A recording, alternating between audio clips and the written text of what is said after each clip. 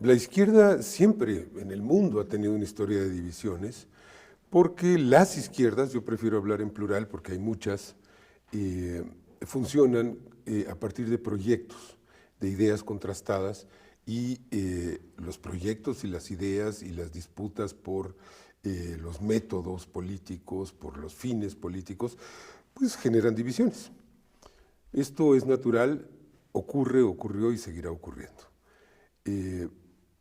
Hoy tenemos un conglomerado de sectores de izquierda y de centro y de derecha que confluyen en la Cuarta Transformación. Es un frente amplio, no es la izquierda, es un frente amplio nacional que conjuntó, que fue conjuntando a muchos sectores golpeados, agraviados, lesionados por las políticas económicas criminales, por las políticas de seguridad también criminales, por la corrupción galopante, por la entrega de la soberanía nacional, y que confluyeron en un proyecto de rescate del país. Pero no es de las izquierdas, es de izquierdas, centros y derechas. Es decir, mira, si pensamos, por ejemplo, que hay grupos que vienen del sinarquismo, que es una corriente de extrema derecha, es una suerte de fascismo vernáculo, ¿no? Que ya desde el 94, desde el 2000, confluyó en las candidaturas de la izquierda que postularon a Cuauhtémoc Cárdenas. Si pensamos que hay grupos protestantes que participaron a través del Partido de Encuentro Social en la candidatura de Andrés Manuel en 2018, son derechas, sin duda alguna. Hay antiabortistas en Morena y en el López Obradorismo. Entonces el problema no está en las izquierdas, el problema está en cómo convertir el liderazgo de Andrés Manuel López Obrador en un programa que abarque los sentires, las necesidades de la mayoría de la población, cómo recomponer esta mayoría, ya no para que se aglutine en torno a un individuo, sino en torno a un programa y a una propuesta de país.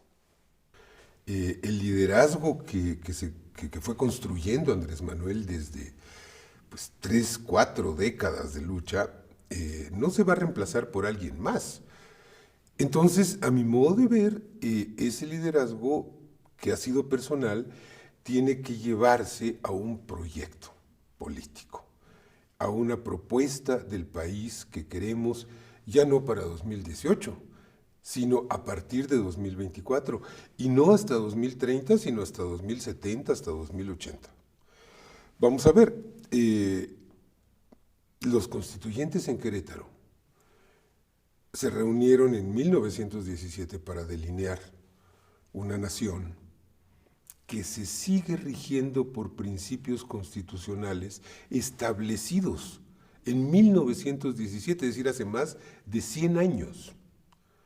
Este es el tamaño de la visión de Estado que tuvieron esos militares bárbaros, analfabetas, toda la visión con que los ven con mucho desprecio los historiadores de la derecha, pues eso se llama el pueblo. Y ese pueblo tuvo la genialidad de plantearnos una propuesta constitucional que, a pesar de adulteraciones, de incrustaciones, de modificaciones, se ha mantenido durante más de 100 años. Este es el desafío.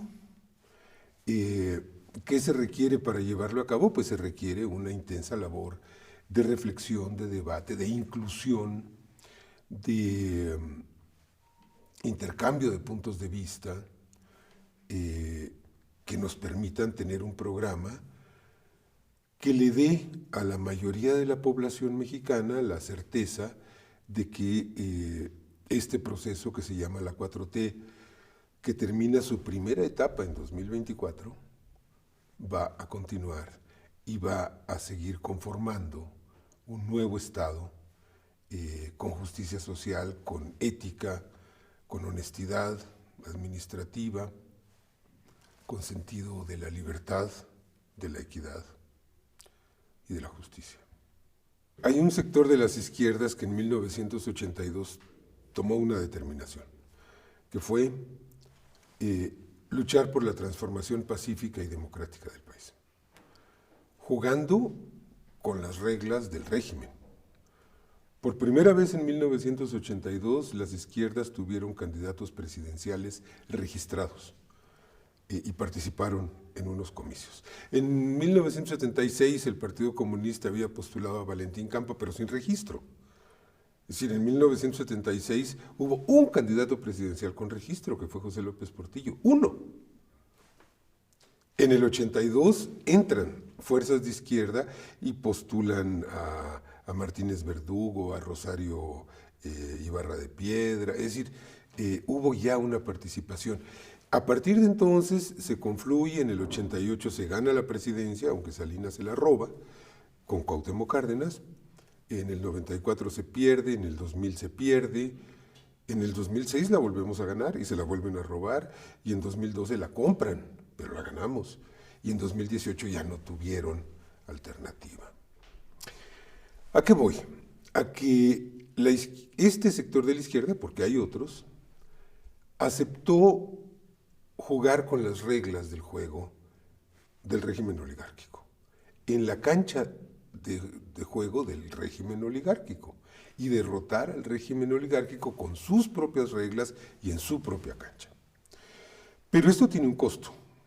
El pensar en una transición pacífica, porque todavía en 1982 estaba vivo el debate de si había que tumbar al régimen a balazos o no. La decisión de decir no, porque no queremos un muerto más, ni de nuestras filas, ni de las filas de ellos, ni de nadie. Pero por eso hay que pagar un alto costo, y ese alto costo implica jugar y transitar por las reglas del régimen, y las reglas del régimen nos han frenado mucho y han implicado que tienes que aceptar fallos terribles de la Suprema Corte, que tienes que aceptar todas las trapacerías del Instituto Nacional Electoral, del Tribunal Electoral, del Poder Judicial. O sea,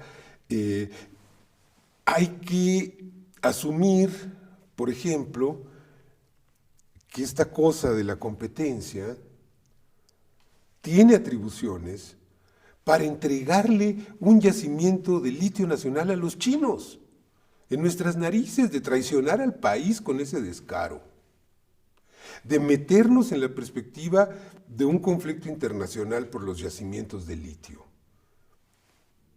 Pero tenemos que aceptarlo porque aceptamos transitar por las reglas del juego, y el desafío es transformar esas reglas usando esas mismas reglas y transformar el escenario. Por eso es urgente una reforma electoral que modifique un régimen de partidos que está totalmente podrido, que tiene una lógica mercantil más que política, que convierte a los partidos en negocio y que induce la corrupción y la despolitización de los partidos políticos, y que adicionalmente le entrega al INE, a la aristocracia tecnocrática del INE, recursos ilimitados para que hagan lo que les dé la gana. Bueno, y que además lo que les da la gana en este momento, ya lo vimos, es hacer alianza con el PRI, con Acción Nacional, con lo que queda del PRD, con Movimiento Ciudadano, es decir, con la oposición.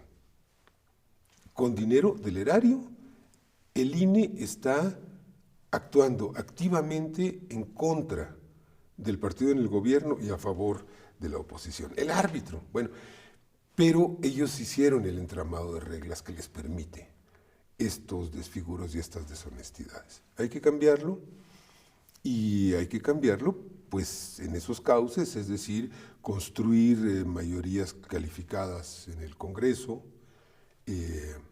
¿cómo? Pues por medio del diálogo, de la negociación, no de los moches, no hablo de negociaciones deshonestas, porque hay negociaciones honestas y negociaciones deshonestas, no.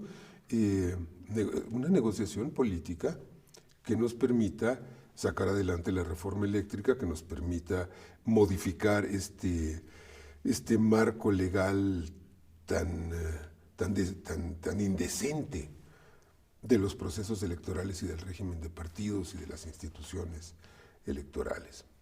Eso lo tenemos pendiente. Y bueno, tenemos poco menos de 3 años.